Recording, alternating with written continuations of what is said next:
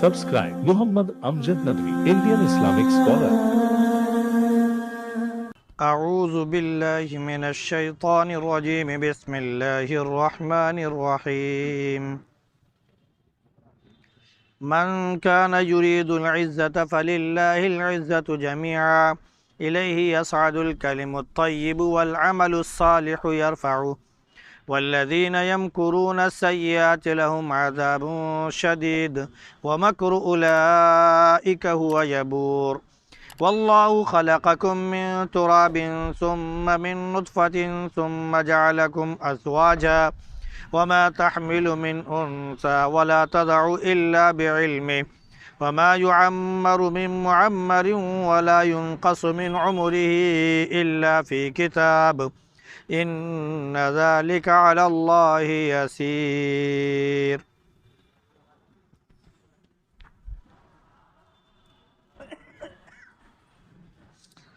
من کان یرید العزہ، جو عزت چاہتا ہے تو ساری عزت اللہ کے پاس ہے، اسی کی طرف پاک کلمہ چڑھتا ہے اور عمل صالح اسے اٹھا کر لے جاتے ہیں. اور جو لوگ بری تدبیریں اختیار کرتے ہیں ان کے لیے سخت ترین عذاب ہے، اور ان کی تدبیر ٹوٹ جانے والی اور ختم ہو جانے والی ہے. اللہ نے تمہیں مٹی سے پیدا کیا، پھر نطفے سے، پھر تم کو جوڑا بنا دیا. عورت جو کچھ پیٹ میں اٹھائے رکھتی ہے اور جو کچھ جنتی ہے وہ اللہ کے علم سے ہی ہے. کسی بڑی عمر والے کی عمر میں نہ زیادتی ہوتی ہے، نہ ہی کسی کی عمر میں کمی ہوتی ہے، مگر کتاب میں لکھا ہوا ہے. یہ اللہ کے لیے نہایت آسان ہے.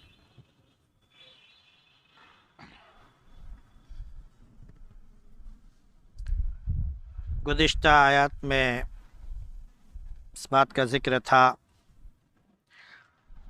کہ جس کے اعمال بد مزین کر کے اس کے سامنے پیش کر دیے جائیں، پھر اس کو وہ اچھا بھی سمجھنے لگے، یقیناً وہ شخص ہے جس کو اللہ نے گمراہ کر دیا ہے، اور اس کی برائی اس کو اچھی لگنے لگی ہے.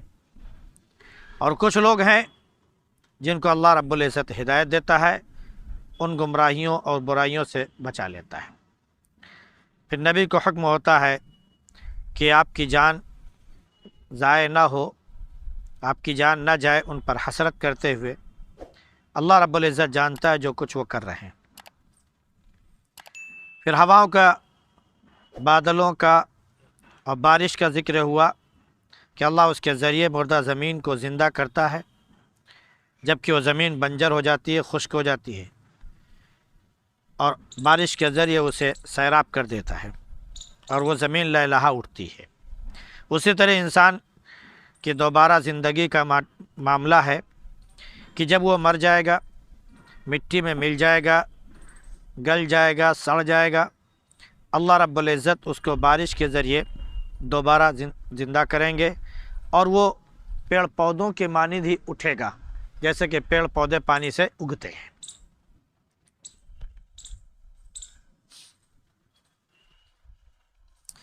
اب آگے ذکر یہ ہو رہا ہے کہ اگر کوئی شخص عزت کا خواستگار ہے، عزت کا طلبگار ہے، تو جو کچھ وہ مانگ رہا ہے اگر اسی جگہ سے مانگ رہا ہے جہاں سے اسے ملنی ہے تب تو ٹھیک ہے، اور اگر کسی دوسری جگہ سے وہ عزت مانگ رہا ہے تو پھر وہاں سے اسے وہ چیز ملنے والی نہیں ہے. دنیا میں مثال کے طور پر بہت سی چیزیں ہیں. آپ اگر ضرورت کی چیز لینے جائیں تو آپ کی جو ضرورت کی چیز ہے اسی سے لیں جہاں پر وہ موجود ہے، تب تو چیز آپ کو ملے گی، ورنہ کیا کرے گا؟ انکار کر دے گا. آپ کو کپڑے کی ضرورت ہے، آپ سونار کے پاس جائیں، کہتے ہیں مجھے کپڑا دے دیجئے، واپس آنا پڑے گا. سونار کے پاس جائیں، اس سے کہیں مجھے کپڑا دے دیجئے، واپس آنا پڑے گا. ہے نا، وغیرہ وغیرہ۔ اسی طرح آپ کو کھانے پینے کی چیز کی ضرورت ہے، آپ لوہا لنگڑ کی دکان پر پہنچ جائیں، مجھے آٹا دے دیجئے، مجھے چاول دے دیجئے، واپس آنا پڑے گا۔ تو ضرورت کی چیز جہاں ملتی ہے وہاں جائیں گے تو آپ کو چیز ملے گی۔ اللہ رب العزت نے عزت اپنے پاس رکھی ہے، وہی عزیز ہے، وہ عزت والا ہے، بڑی طاقت اور قوت والا ہے۔ تو اگر آپ اللہ سے عزت مانگتے ہیں تو آپ کو معلوم ہونا چاہیے کہ اللہ ہی عزت دیتا ہے۔ وَتُعِزُّ مَن تَشَاءُ وَتُذِلُّ مَن تَشَاءُ، جس کو چاہتا ہے عزت دیتا ہے، جس کو چاہتا ہے وہ ذلیل کر دیتا ہے۔ اور اگر اللہ کے سوا کسی اور سے عزت مانگتے ہو، جیسے کہ کافر اور مشرک کرتے ہیں، ان کے بارے میں آتا ہے کہ وَاتَّخَذُوا مِن دُونِ اللَّهِ آلِهَةً لِيَكُونُوا لَهُمْ عِزًّا، وہ لوگ اللہ کو چھوڑ کر دوسروں کو معبود اس لیے بناتے ہیں تاکہ ان کے یہاں ان کی عزت ہو جائے، یہ ان کے یہاں مقبول ہو جائے۔ تو اللہ رب العزت نے فرمایا کہ عزت اللہ کے پاس ہے۔ اسی طرح منافقوں نے کافروں کو اور یہودیوں کو اپنا پیشوا مانا اور یہ سمجھا کہ عزت ہم کو وہاں سے ملے گی، عزت ہم کو وہاں سے ملے گی۔ تو اللہ رب العزت نے ان کے بارے میں فرما دیا کہ ایبتغون عندہم العزہ فللہ العزۃ جمیعا، وہ اللہ کو چھوڑ کر کسی اور جگہ عزت مانگنے جا رہے ہیں، بظاہر مومن ہیں، اندر سے کافر ہیں، اور یہ سمجھتے ہیں کہ کافروں کے یہاں اور یہودیوں کو ان کو عزت مل جائے گی، ان کے سے لباس پہن لیں گے، ان کے سے چیزیں اختیار کر لیں گے تو ان کو عزت مل جائے گی، تھوڑا سا ان کی بہی خواہی کر لیں گے تو ان کو عزت مل جائے گی۔ تو معلوم ہونا چاہیے کہ فللہ العزۃ جمیعا، ساری عزت اللہ کے پاس ہے۔ ہاں، اللہ سے عزت مانگو، اللہ عزت دے گا۔ اللہ عزت کب دیتا ہے؟ جب انسان اللہ کے سامنے جھک جائے، اللہ ہی کا ہو کر ہو جائے، اللہ ہی کے سامنے گڑ گڑائے اور اللہ ہی کی کبریائی اور اس کی شان رفعت بیان کرے تو یقیناً اللہ رب العزت اسے عزیز کرتا ہے۔ انسان کی سب سے زیادہ عزت کہاں ہے؟ انسان اللہ کے سامنے ہاتھ باندھ کر کھڑا ہوتا ہے کہ میں مجرم ہوں، تو پروردگار ہے، تو عزت والا ہے، تیرے سامنے کھڑا ہوں، مجھے معاف فرما دے۔ اس پر اس کا بس نہیں چلتا، جھک جاتا ہے۔ اس پر بھی اس کا بس نہیں چلتا، وہ سمجھتا ہے کم ہے، اللہ کا حکم ہے نہیں، میرے سامنے ماتھا ٹیک دے، اپنی خاکساری کے لیے زمین پر اپنے ماتھا ٹیک دیتا ہے، اپنے آپ کو سب سے زیادہ ذلیل اور رسوا کر دیتا ہے۔ کس کے سامنے؟ جو سب سے زیادہ عزت والا ہے۔ تو اللہ کہتا ہے تم میرے سامنے اب آ کر ماتھا ٹیک رہا ہے، اس لیے ٹیک رہا ہے کہ میں عزت دوں، سن عزت میرے پاس ہے، لو میں تیری مقبولیت بڑھا رہا ہوں۔ اللہ پوری دنیا میں اس کی مقبولیت عام کر دیتا ہے۔ اللہ عزت دینے والا ہے۔ آج ہمارے ساتھ جو حالات ہیں، ہمارے سیاستداں، ہمارے لیڈران، ہمارے بڑے بڑے لوگ جو ہیں وہ یہ کہتے ہیں کہ اگر آپ یہ سوچتے ہو کہ ہم دین پر چل کر عزت حاصل کر لیں گے تو نہیں ملے گی، آپ کو ان کا سا بننا پڑے گا، بالکل جھوٹ بولتے ہیں۔ آپ ان کی طرح بنیں گے، وہ کبھی راضی نہیں ہوں گے، کبھی خوش نہیں ہوں گے، آپ کو جوتیوں کی ٹھوکر بنا کر ہی رکھیں گے۔ عزت کبھی نہیں دے سکتے، عزت کبھی آپ کو نہیں دے سکتے۔ عزت اگر آپ کو ملے گی تو اللہ کی طرف سے، اللہ کی طرف سے عزت ملنے والی ہے، اللہ کی طرف سے آپ کو کامیابی ملنے والی ہے۔ اس لیے عزت کہ اگر آپ خواہش مند ہیں تو اللہ کے سامنے جھک جائیں اور اسی کے قانون پر عمل کرنا شروع کر دیں، عزت خود بخود آپ کے قدم چوم لے گی۔ پھر فرمایا کہ پاک کلمہ اسی کی طرف چڑھتا ہے۔ پاک کلمہ سے مراد بعض مفسرین نے فرمایا کہ وہ کلمہ طیبہ ہے، وہ کلمہ طیبہ ہے، یعنی لا الہ الا اللہ محمد رسول اللہ، اشہد ان لا الہ الا اللہ واشہد ان محمدًا عبدہ ورسولہ۔ پاک کلمہ، پاک کلمے سے مراد یہی نہیں بلکہ جو ذکر اور اذکار کے لیے کلمات آتے ہیں ان میں سے 5 کلمے بہت زیادہ وہ مانے جاتے ہیں، سبحان اللہ، الحمدللہ، لا الہ الا اللہ، اللہ اکبر، تبارک اللہ۔ بعد اس میں تیسرا کلمہ پورا آتا ہے ولا حول ولا قوت الا باللہ العلی العظیم، وغیرہ وغیرہ۔ یہ جس کے ذریعے اللہ کا ذکر کیا جائے، جو دعائیں ہم پڑھتے ہیں قرآن اور حدیث کی، یہ سب کہہ لیجئے کہ پاک کلمات ہیں۔ یہ سب کہاں چڑھتے ہیں؟ آسمان کی طرف۔ تو اس کے چڑھنے کا مطلب یہ ہوا کہ مقبولیت کے ساتھ یہ جاتے ہیں۔ دوسرے یہ کہ حدیث شریف میں یہ بھی آتا ہے کہ جب کوئی شخص اخلاص کے ساتھ اللہ رب العزت کا نام لیتا ہے تو ایک فرشتہ جو متعین ہوتا ہے وہ اس نیکی کو، اس پاک کلمے کو اپنے پر میں چھپاتا ہے، پھر آسمان کی طرف اسے لے کر وہ چڑھتا ہے۔ تو جس آسمان کے درجے پر وہ پہنچتا جاتا ہے وہاں جو فرشتے ملتے ہیں وہ اس کے لیے دعا کرتے ہیں کہ پروردگار اس کی مغفرت فرماتے ہیں۔ الیہ یصعد الکلم الطیب، پاک کلمہ اس کی طرف چڑھتا ہے۔ اور پاک کلمہ کیسے چڑھتا ہے؟ والعمل الصالح یرفع، عمل صالح اسے اٹھاتا ہے۔ بعض مفسرین نے کہا کہ اگر کوئی شخص فرض نماز چھوڑتا ہے پھر دوسرے اعمال کرتا ہے تو اس کے اعمال رد کر دیے جاتے ہیں، قبول نہیں ہوتے ہیں۔ یہ انہوں نے تھوڑا سا سختی کے ساتھ یہ بات کہی۔ حدیث شریف میں یوں بھی آتا ہے کہ اگر کسی شخص کے پاس صرف لا الہ الا اللہ بھی اخلاص کے ساتھ کہا ہوا موجود ہے اور اس کے علاوہ کوئی عمل صالح اس کے پاس نہیں ہے تب بھی اس کو اس کا اجر ملے گا۔ بہرحال اگر ایمان کے ساتھ ہے تو اس کا کوئی بھی عمل صالح ہے وہ مقبول ہوگا۔ لیکن حقیقت یہ ہے کہ پہلے انسان فرض کی ادائیگی کرے، پھر نوافل کا اہتمام کرے۔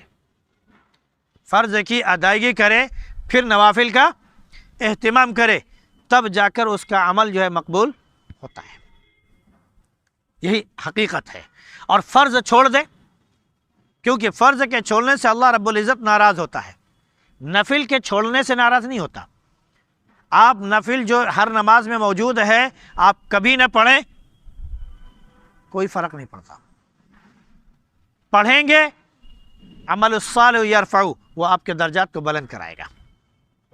فرض کے ذریعے اللہ رب العزت کی تابع داری ہوتی ہے، اور دیگر تمام جو نوافل ہیں، عمل صالح ہیں، ان کے ذریعے انسان کے درجات بلند ہوتے ہیں۔ آپ فرض کی ادائیگی نہ کریں اور درجات کی بلندی کا گمان کریں، کیسے ہو جائے گا؟ ایک مزدور مزدوری کرے، اپنے فرض کی ادائیگی جو اس کی ہے، جو اس کا وقت متعین ہے وہ کر لے، پھر اس کے بعد اوور ڈیوٹی وہ کرتا ہے تو اس کی ڈیوٹی اوور مانی جاتی ہے۔ اور ایک شخص صبح سے شام تک اس کی ڈیوٹی نہ کرے، پھر اس کے بعد کہے کہ میں اوور ڈیوٹی کرتا ہوں، تو اس کی اوور ڈیوٹی نہیں مانی جاتی۔ وقت پر آپ پہنچ جائیں، آپ کی حاضری لگے گی۔ آج کل فیکٹریوں میں، بڑے بڑے کارخانوں میں کیا ہوتا ہے، مشین لگی ہوئی ہے، آپ کتنے بجے پہنچ رہے ہیں اپنے انگلی لگا دیجئے، وہ مشین میں فیڈ ہو گیا۔ اب کمپنی والے کو، فیکٹری والے کو، مینیجر کو آپ سے پوچھنے کی ضرورت نہیں کہ آپ کتنے بجے آئے ہیں۔ آپ وہ مشین اٹھائے گا، دیکھے گا، اس کی چپ اس کو بتا دے گی یہ کتنے بجے یہاں پر آیا ہے۔ آپ لاکھ جھوٹ بولیں کہ ہم تو اتنے بجے پہنچے تھے، نہیں، مشین یہ بتا رہی اتنے بجے آئے تھے۔ اگر آپ وقت کے بعد پہنچے اور آپ نے فنگر لگا دیا، معلوم ہے کہ اب وقت کے بعد آپ پہنچے ہیں تو آپ کی غیر حاضری ہو گئی، اب آپ کا دن پورا بیکار ہے۔ ہم نے بنگلور میں یہ دیکھا باقاعدہ کہ ایک جگہ میں کھڑا تھا، ایک جگہ ملاقات کرنی تھی کسی فیکٹری میں بڑی، اس میں تو میں وہاں پر گیا تو لوگوں کو دیکھا کہ دوڑتے ہوئے آ رہے تھے، کہیں ایسا نہ ہو کہ ایک منٹ میرا اوور ہو جائے اور میری غیر حاضری لگ جائے۔ تو ہم نے کسی سے پوچھا بھائی فیکٹری سامنے یہ لوگ اتنی تیزی کے ساتھ کیوں آ رہے ہیں؟ کہہ رہے وہ مشین لگی ہوئی ہے، اس سے ان کو دستخط کرنی ہے، اگر اس میں ایک منٹ بھی یہ لیٹ ہو گیا تو ان کا پورا دن بیکار ہو گیا، یا تو یہ واپس کر دیے جائیں گے اور اگر کام بھی کریں گے تو اس میں شمار نہیں ہوگا، مالک کی مرضی ہے جی جائے کر دے گا، نہیں کہا کہ غیر حاضر تھے تم۔ تو پہلے جو وقت کی حاضری ہے، 5 وقت کی، وہ حاضری دیجیے۔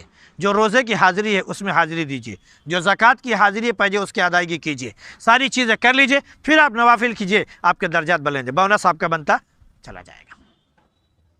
ورنہ ہاں اللہ کا معاملہ ہے کہ اگر آپ کے پاس ایمان ہے، وہ چاہتا ہے کہ آپ نے کوئی نماز نہیں پڑھی، اس کا معاملہ ہے، لیکن اگر آپ نے حقوق العباد نہیں ادا کیے ہیں تو پھر اللہ رب العزت معاف نہیں کرے گا۔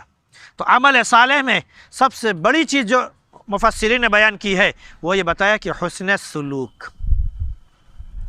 یہ معاملات ہیں، لوگوں کے ساتھ اچھا برتاؤ ہے، چاہے وہ فرض ہو چاہے وہ نفل ہو، یہی ہے جو سب سے زیادہ درجات کی بلندی کا سبب ہے۔ اور جو لوگ بری تدبیریں اختیار کرتے ہیں، چالیں چلتے ہیں، تو اللہ رب العزت نے فرمایا کہ ان کے لیے سخت ترین عذاب ہے، اور ان کا مکر انہی پر الٹ کر मार दिया जाएगा। फिर इंसान की तख्लीक का जिक्र होता है कि अल्लाह ने इंसान को सबसे पहले मिट्टी से पैदा किया, यानी आदम अलैहिस्सलाम को। फिर आदम अलैहिस्सलाम के बाद नुत्फ़े से इंसान पैदा हुआ, तो वो नुत्फ़े से इंसान की तख्लीक चल रही है। फिर फरमाया कि नुत्फ़े के बाद तुमको हमने जोड़े की शक्ल में बना दिया, सुम्मा जअलकुम अज़वाजा, तुमको हमने जोड़ा बना दिया। अब जोड़े के ज़रिए जो इंसानी नस्ल बढ़ रही है, अफजाइश हो रही है, तो मर्द और औरत के मिलाप से होता है। तो अल्लाह ने फरमाया कि माँ के पेट में जो कुछ है या माँ जो कुछ जनती है, ये सारी चीज़ों का इल्म अल्लाह को होता है। अल्लाह के इल्म के बगैर नहीं है। एक मिनट न इधर और न उधर। हमारी मशीनें गलत बता सकती हैं, हमारी मशीनें जो बता रही हैं उससे आगे पीछे हो सकता है, लेकिन अल्लाह रब्बुल इज़्ज़त ने जो वक्त मुतय्यन किया है उससे आगे पीछे नहीं हो सकता, न तख्लीक में और न मौत और वफ़ात में, दोनों चीज़ों में। उसके बाद इंसान की उम्र का मामला आता है कि अब इंसान पैदा हुआ और मरेगा, तो इसके बीच में उम्र है। उम्र किसकी कितनी है इसका इल्म अल्लाह का है, और किसी के उम्र में न कमी की जाती है और न ज़्यादती की जाती है, न कमी होती है न उम्र बढ़ती है। जो अल्लाह रब्बुल इज़्ज़त ने उसके मुक़द्दर में लिख दिया वही उसकी उम्र है, उतने ही में उसका सब कुछ हो जाएगा। बाद उसमें लिखा हुआ है कि जो इंसान का रजिस्टर है जिसमें उसकी उम्र लिख दी गई, मुतय्यन कर दी गई है, उसमें फिर लिखा जाता है इसकी उम्र 40 साल। अब एक दिन कम हो गया, दूसरा दिन कम हो गया, तीसरा दिन कम हो गया, चौथा दिन कम हो गया, पांचवा दिन कम हो गया, छठा दिन कम हो गया। जैसे 40 साल की उम्र मुकम्मल हुई, फरिश्ता आया लेके चला गया, अब उससे आगे नहीं बढ़ेगा। तो किसी की उम्र न घटती है और न बढ़ती, जितनी मुतय्यन कर दी गई वो है। दूसरा मफ़हूम इसका यह है कि किसी को उम्र ज़्यादा मिली है, किसी को उम्र कम मिली है, तो इसका मतलब यह नहीं कि इसकी उम्र से निकाल कर उसकी उम्र में लगा दिया गया है। भाई एक शख्स 90 साल का है, एक शख्स 40 साल 50 साल का है, इसका इंतकाल 50 साल में हो गया, उसका इंतकाल 100 साल में हो रहा है। तो इसका मतलब ये नहीं कि इस 50 साल वाले की उम्र से निकाल कर उसको दे दिया गया है तो उसकी उम्र ज़्यादा हो गई, दुगनी हो गई, उसकी घट गई, नहीं। उसकी उम्र 100 साल थी, इसकी उम्र 50 साल थी, जिसको जो उम्र थी वही उसको मिल गई। अल्लाह के नबी सल्लल्लाहु अलैहि वसल्लम ने एक मौके पर इरशाद फरमाया उम्र के बारे में कि आदम अलैहिस्सलातु वस्सलाम को एक उम्र देगी। आदम अलैहिस्सलाम ने अपने तमाम ज़ुर्रियतों को देखा, तमाम नस्ल को उन्होंने देखा, तो उसमें कि एक ज़ुर्रियत, एक नस्ल, एक औलाद कह लीजिए, एक बेटा ऐसा नज़र आया जिसकी पेशानी बहुत ज़्यादा चमक रही थी, इसकी पेशानी बहुत ज़्यादा चमक रही थी और बहुत खूबसूरत तरीन चेहरा लग रहा था। आदम अलैहिस्सलाम ने अपने उस बेटे को जब देखा तो पूछा कि ये कौन है, तो उनको जवाब दिया गया कि आपके औलाद में ये शीस हैं जिनको नबूवत से सरफराज किया जाएगा। आदम अलैहिस्सलाम ने कहा कि ये मेरे बेटे हैं, इनको नबूवत से भी सरफराज किया जाएगा, ये मुझे बहुत अच्छे लग रहे हैं, बहुत प्यारे हैं, मुझे बहुत महबूब हैं, मेरी उम्र के 40 साल इनको लग जाएं, मेरी उम्र के 40 साल इनको दे दिए जाएं। लिहाजा उनकी उम्र के 40 साल हज़रत शीस अलैहिस्सलाम को दे दिए गए। जब आदम अलैहिस्सलाम के मौत का वक्त आया, फरिश्ते आए तो कहने लगे मेरी उम्र तो इतनी थी, 40 साल पहले कैसे आ गए? तो फरिश्तों ने कहा कि आपने अपनी उम्र अपने फुला बेटे को नहीं दे दी? कहा हाँ हाँ हाँ, कहा अब आपकी उम्र ख़त्म हो गई, वो 40 साल उधर। तो ये बाकायदा आदम अलैहिस्सलाम की उम्र से कम किया गया और शीस अलैहिस्सलाम की उम्र में ज़्यादा किया गया। वो आदम अलैहिस्सलाम ने कहा था तब दिया गया, और ये चूँकि आदम अलैहिस्सलाम भूल गए थे तो अल्लाह के नबी सल्लल्लाहु अलैहि वसल्लम फरमाया कि चूँकि आदम अलैहिस्सलाम भूले इसलिए उनकी औलाद भी भूलती है। फिर एक बार और भी फरमाया कि आदम अलैहिस्सलाम ने चूँकि झगड़ा किया कि उम्र कम हो गई उनकी, तो फरिश्ते ने कहा कि भाई तुम कैसे 40 साल मुझे पहले कह लेने आ गए? तो आदम अलैहिस्सलाम ने झगड़ा किया, उनकी औलाद भी झगड़ने लगी। है एक हदीस है, मिशकात में है और कई जगह उसका जिक्र है।